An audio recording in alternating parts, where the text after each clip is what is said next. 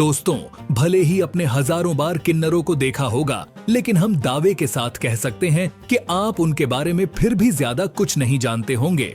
इसलिए दोस्तों, आज की हमारी इस वीडियो में हम आपको किन्नरों से जुड़ी ऐसी बातें बताएंगे जिन्हें जानकर आप भी हैरान रह जाएंगे और इन बातों को अपने पहले कभी नहीं सुना होगा। इस वीडियो को देखने के बाद आप भी किन्नरों के बारे में सोचने पर मजबूर हो जाएंगे। तो चलिए दोस्तों, वीडियो शुरू करते हैं।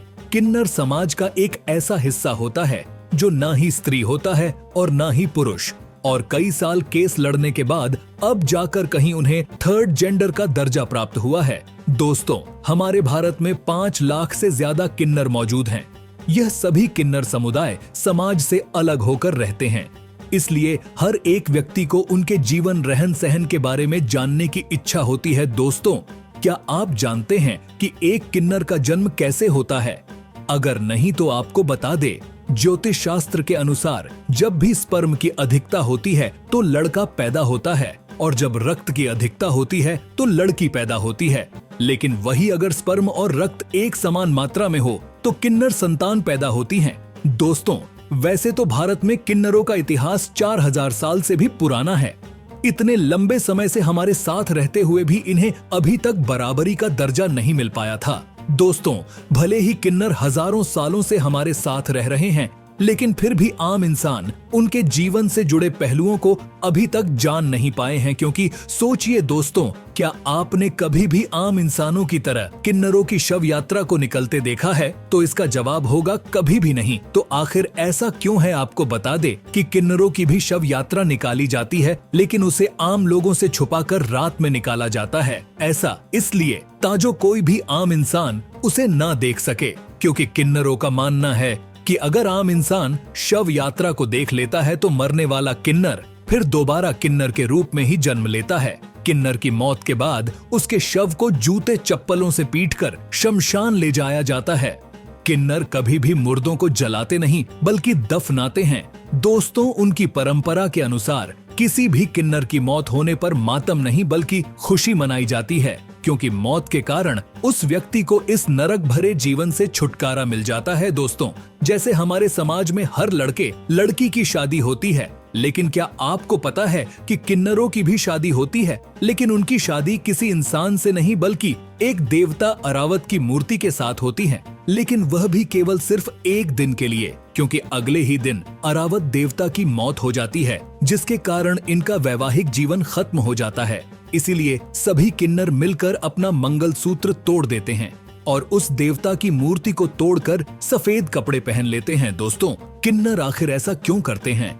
इसके साथ भी महाभारत काल से एक मान्यता जुड़ी हुई है। साथ ही अरावत देवता कौन थे, इसके बारे में भी जानते हैं। मान्यताओं के अनुसार अर्जुन और नाग कन्या उल्क से शादी करने के बाद अर्जुन को एक बहुत ही वीर पुत्र हुआ, जिसका नाम अरावत रखा गया था। और महाभारत युद्ध के दौरान सभी पांडव युद्ध में विजय प्राप्त करने के लिए महाकाली की पूजा कर रहे थे, लेकिन इस पूजा को पूरा करने के लिए किसी राजकुमार की बलि देना जरूरी था।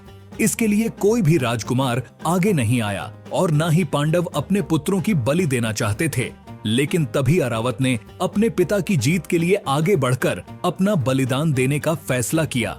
लेकिन ऐसा करने से पहले उन्होंने एक शर्त रखी, जिसके अनुसार वह अविवाहित नहीं मरना चाहते थे, लेकिन उनके लिए कोई भी कन्या देने को तैयार नहीं था, क्योंकि अगले दिन ही उनकी बलि दी जानी थी। इसलिए भगवान कृष्ण ने उनकी आखिरी इच्छा को पूरा करने के लिए एक सुंदर मोहिनी किन्नर का रूप धारण करके अरावत के साथ विवाह किया था। तो दोस्तों, इसी वजह के कारण सभी किन्नर अगले दिन देवता की मूर्ति को तोड़कर अपने आप को विधवा मान लेते हैं, और यह परंपरा महाभारत काल से चली आ रही है। अब दोस्तों, आपको जानकर हैरानी होगी कि हमारे पूरे देश में 90% किन्नर ऐसे होते हैं जो जन्म से नहीं बल्कि उन्हें जानबूझकर किन्नर बनाया जाता है, क्योंकि इस समाज के लोग अक्सर ऐसे लड़कों की तलाश में रहते हैं जो खूबसूरत हो और उनकी चाल ढाल थोड़ी कोमल हो और वह बहुत सारा पैसा कमाने की चाहत रखते हों। इसीलिए फिर यह समुदाय उन लड़कों के साथ नजदीकियां बढ़ा लेते हैं और समय आने पर यह उनके शरीर से वह अंग ही काट देते हैं, जिसके कारण वह लड़का नहीं रहता। फिर उसे इनके साथ ही मिलकर रहना पड़ता है। दोस्तों, अक्सर बाहर से खुश दिखने वाले यह किन्नर असल जिंदगी में बहुत ही ज्यादा दुखी होते हैं। अक्सर आम आदमी उनके पैसे मांगने पर कोई भी विरोध नहीं करता और वह चुपचाप इन्हें पैसे दे देता है। ऐसा इसलिए है क्योंकि बहुत से लोग मानते हैं कि इनकी बद्दुआ नहीं लेनी चाहिए। लेकिन दोस्तों, क्या आप जानते हैं इनकी बद्दुआ आखिर क्यों नहीं लेनी चाहिए? और इसके बारे में आपको कोई भी नहीं बताएगा क्योंकि किसी को पता ही नहीं है। दोस्तों, किन्नर की बद्दुआ इसलिए नहीं लेनी चाहिए क्योंकि यह अपने बचपन से लेकर बड़े होने तक बहुत दुखी रहते हैं और हर समय इनका दिल दुखी रहता है। तो ऐसे में दुखी दिल की दुआ और बद्दुआ लगना स्वाभाविक सी बात है।